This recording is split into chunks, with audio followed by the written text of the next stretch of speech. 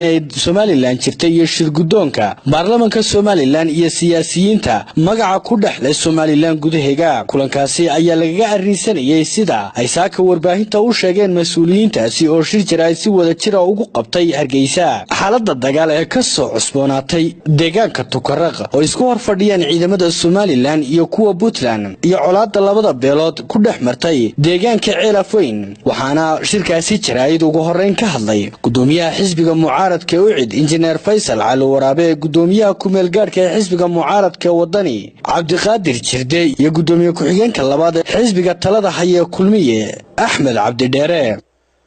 dagaalkan socda maaha dagaal ay wado reer Garowe waa dagaal ay Soomaaliya wadaaway aad aan ugu baaqiyaa ismada reer Garowe oo in fact aan aad u jecelahay nabadda ka taliya danta ka taliya inaan la isticmaalo baan leeyahay waxa weeye farmaajo iyo maamulkiisa xamar waxay ka dhigteen muddaantii sidii Somaliland loo baabin lahaa ilaahay baa subxaanahu wa ta'aala waxa baabiya dagaalkan dagaal qabiil maaha dadka qaar ayaan loogu sawrin dagaal qabiil uu yahay dagaal qabiil maaha Tukaraq iyo xuduudeena waxa difaacaya dadkii deegaanka u dhashay deegaanka dadkii lahaa ayaa u diyaar oo difaacaya inaguna ku taakuleynayna reer laas caanood baa u dagaalamaya difaacaya reer Tukaraq baa u dagaalamaya reer xudun baa u dagaalamaya reer Taleex baa u dagaalamaya reer Buuqad baa u dagaalamaya marka dagaal laba qabiila maaha shaqaaqada ka jirta Ceelafayn meel wanaagsan bay maraysaa aad bay isugu hawleen ragii labada beelood ka soo jeeday ee u gurmaday iyo wasiirkii daaqiliga dhammaantood meel wanaagsan bay maraysaa maanta wax shaqaaqo oo jirta ma jirto nabadii uu sidii loo soo xiri lahaa ayaa reer Somaliland xukuumad mucaarid iyo muxaafid waxyaguna geestooda halkaasi ka hadlay madaxweyne ku-xigeenka Somaliland Cabdiraxmaan Cabdilaahi Ismaaciil Saylici madaxweyne ku-xigeenadii hore ee Somaliland Axmed Yuusuf Yaasiin iyo Cabdiraxmaan Aw Cali Faarax inaan loo dul qaadan karin lana ogolaan karin in fidmo sii socota oo dad walaalaha ehelka dhasheeda ay ku sii dhintaan aan la dul qaadan karin maantana maartay ciidamadii qaranka iyo ciidamadii nabadgelyada iyo wasiirka arrimaha gudaha iyo cidii soo raacisay ay joogaan maanta hadii la isku qabtay borders la isku qabtay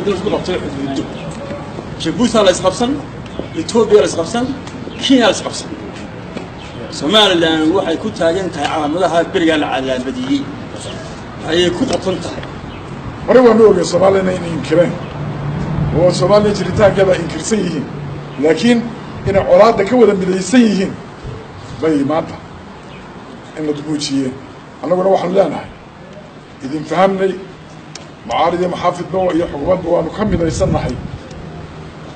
دفاع قانون الوضع الصومالي مختار اسماعيل علي تلفزيون كيونيفرسال هرقيسا madaxweynaha Somaliland Muuse Biixi Cabdi ayaa habeenkii xalay waxa uu shir iskugu yeeray madaxda asxaabta siyaasadda ee Somaliland madaxdii soo xukuntay Somaliland 27 sano ee Somaliland jirtay iyo shirgudoonka baarlamaanka Somaliland iyo siyaasiyiinta magaca ku dhaxlay Somaliland gudaheega kulankaasi ayaa lagaga arrinsanayay sida ay saaka warbaahinta u sheegeen mas'uuliyiintaasi oo shir jira si wada jir ugu qabtay Hargeysa xaaladda dagaal ee ka soo cusboonaatay deegaanka Tukaraq oo isku fadhiyaan ciidamada Somaliland iyo kuwa Puntland iyo colaadda labada beelood ku dhex martay deegaanka Ceelafayn waxaana shirkaasi jiraayid ugu horeyn ka hadlay gudoomiyaha xisbiga mucaaradka UCID injineer Faysal Cali Waraabe gudoomiyaha kumeel gaarka ee xisbiga mucaaradka wadani Cabdiqaadir Jirde iyo gudoomiye ku-xigeenka labaad ee xisbiga talada haya kulmiye Axmed Cabdi Dheere dagaalkan socda maaha dagaal ay wado reer Garowe waa dagaal ay Soomaaliya wadaaway aad aan ugu baaqiyaa ismada reer Garowe oo in fact aan aad u jecelahay nabadda ka taliya danta ka taliya inaan la isticmaalo baan leeyahay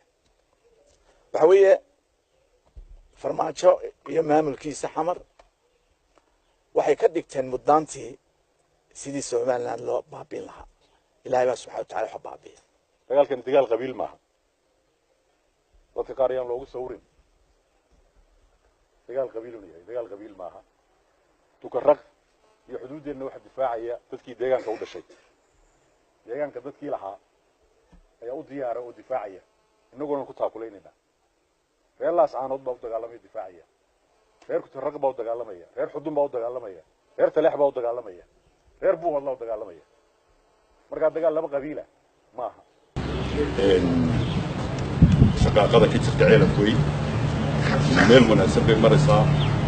aad bay isugu hawleen raggii labada beelood ka soo jeeday ee u gurmaday iyo wasiirkii daakhiliga dhammaantood meel wanaagsan bay maraysaa maanta wax shaqaaqo oo jirtaa ma jirto nabadii uun sidii loo soo xuli lahaa ayaa reer somalilan xukuumad mucaarid iyo muxaafid waxyaguna geestooda halkaasi ka hadlay madaxweyne ku-xigeenka Somaliland Cabdiraxmaan Cabdilaahi Ismaaciil Saylici madaxweyne ku-xigeenadii hore ee Somaliland Axmed Yuusuf Yaasiin iyo Cabdiraxmaan Aw Cali Faarax inaan loo dul qaadan karin lana ogolaan karin in fidmo sii socota oo dad walaalaha ehelka dhasheeda ay ku sii dhintaan aan dul qaadan karin maantana maartay ciidamadii qaranka iyo ciidamadii nabadgelyo iyo wasiirka arrimaha gudaha iyo cidii soo raacisay ay joogaan maanta haddii la isku qabtay borders la isku qabtay haddii la isku qabtay xuduudo Djibouti la isku qabsan Ethiopia la isku qabsan Kenya la isku qabsan Somaliland waxay ku taagan tahay calaamadaha beriga la calaamadiye